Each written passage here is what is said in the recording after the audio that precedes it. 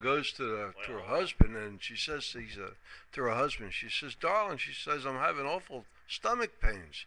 He said, "Well, maybe you need a good physic or something like that." She said, "Well, you might be right." So she went upstairs, went to the bathroom, and she come running down the steps. And she says, "Honey, honey."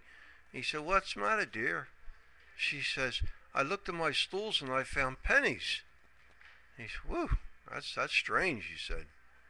He said, "Well, just give it a couple of days and see what happens." And then the next day, they're sitting down there talking again. She says, "I still have these pains." And so she ran upstairs, went to the bathroom, come running back down. She says, "Honey, honey."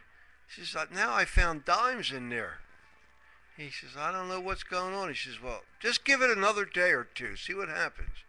Third day, she comes home. She says, "I had to come home from work today." She says, "I had awful stomach pains. I went to the bathroom, and here I was doing quarters, nickels, dimes, all kinds of change coming out of my stools."